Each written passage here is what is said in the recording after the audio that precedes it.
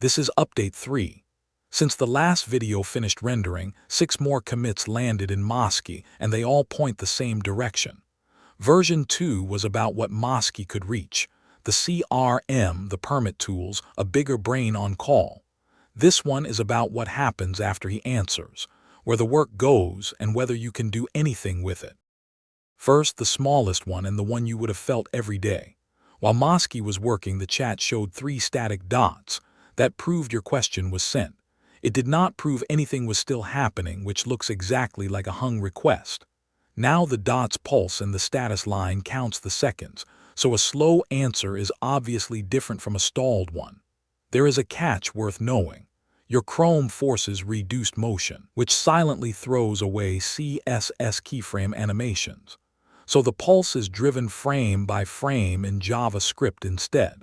It was checked against a headless browser with reduced motion forced on. Second, the color. You asked for brown, and what was there was terracotta. Hue 15, at 56% saturation, which reads as orange.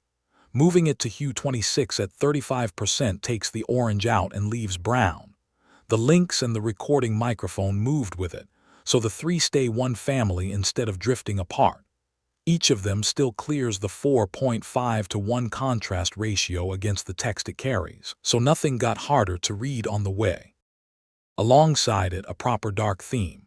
The button in the header cycles through 3 states. Follow the system, force light, force dark. The accent deliberately does not change between them. It is the one color carrying white text on a filled bubble, and it reads the same against either background, so retinting it would only make the 2 themes look like 2 different apps. The reason this took real work is that colors which were hard-coded cannot be swapped. The white surfaces, the sidebar hover, the orb backdrop, all of those had to become named tokens first.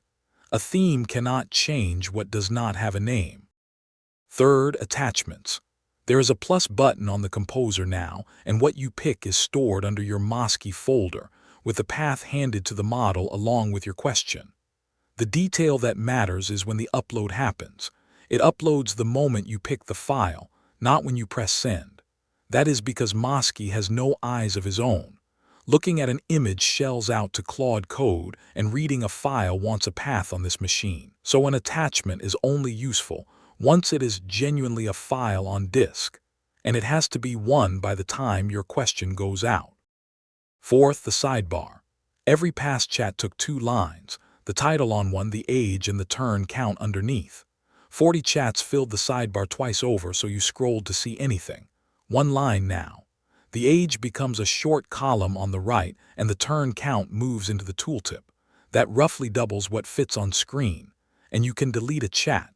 Old sessions were already pruned on a schedule, but a schedule cannot know which chat you no longer want. It refuses while a turn is still in flight, because that turn writes the transcript back when it finishes and would resurrect the file seconds later. Delete the chat you are sitting in, and it starts you a fresh one. Fifth, and this is where it turns into a workshop. When Moski writes code, the fenced block becomes a card, and opening it puts the code in a panel beside the conversation rather than dumped inline. A 200-line file pasted into a chat buries whatever was said about it. If it is markup, you get a live preview. The page actually renders, right there next to the answer. Running a page a model just wrote inside your own interface is not obviously safe, so here is the guard. The preview frame is sandboxed, and critically, without permission to share this page's origin.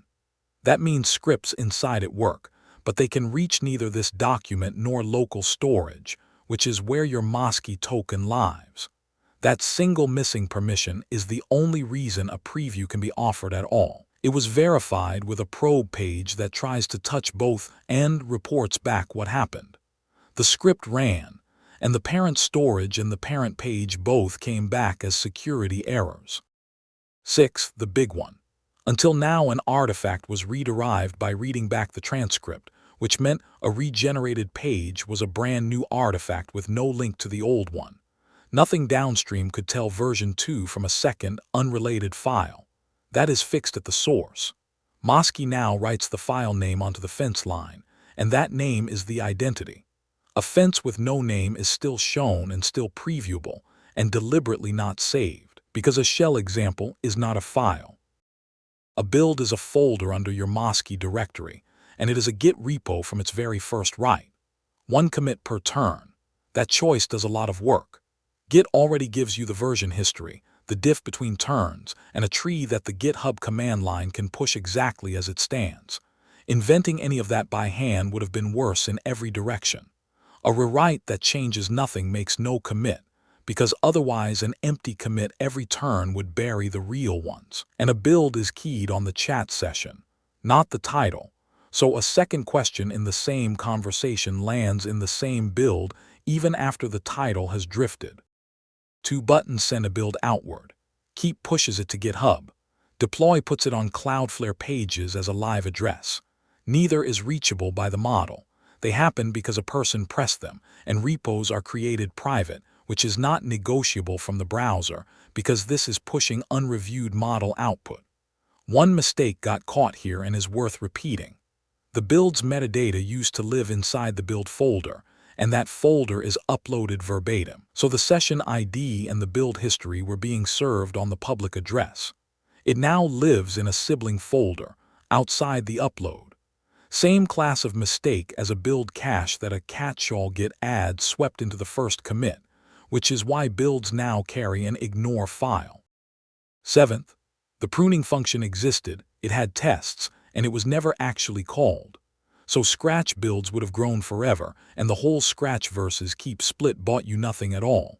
It runs after a write now, the same way sessions already prune themselves, rather than on a timer that can quietly stop firing. Chat attachments had no cleanup whatsoever, and a few phone photos outweigh every transcript you have put together. 2 rules. A folder that goes quiet for 30 days is dropped, and deleting a chat takes its attachments with it, because they belong to that chat. Scratch builds go at 14 days. Having a GitHub remote is what marks a build as worth keeping, so nothing has to guess. 8th and last. A build was only reachable from the chat that made it, so last week's page existed on disk and nowhere in the interface. And a Scratch build could not be thrown away early, even though throwing it away early is what Scratch means. The sidebar gets a 3rd tab. Every build newest first with a badge for its state, Scratch, repo, or live. That badge is what decides whether deleting it costs you anything. Opening one pulls its files back off disk and drives the same panel the chat does. So a build from any conversation can be previewed, pushed, or deployed without going to find the chat that made it. Deleting warns you differently when a repo exists, because there the local copy is the only part this can actually remove. The proof. The full suite is 188 tests passing, up from 176 in the last video, with 12 new ones covering builds. On top of that, the artifact path was run end-to-end against the real services. Write a file, version it, deploy it to Cloudflare pages, fetch the live address, and confirm the metadata is not being served. One line is not exercised, and I would rather say so than let you assume otherwise. Creating the GitHub repository itself was never run, because proving it would leave a throwaway repo behind that the token has no permission to delete. Where to go next? 3 things. 1, and it is the same one I ended the last video on. Moski still runs with the dangerous command confirmation switched off. A smaller model with an unguarded shell in your home folder is a question of when, not if, and turning that guard back on costs you nothing day to day. 2. Projects have files and instructions, but no tool can search inside a project yet. That is what would make the folders actually pay off. 3. The task list is still missing from the desktop window, and multi-step work is invisible without it. That is update 3.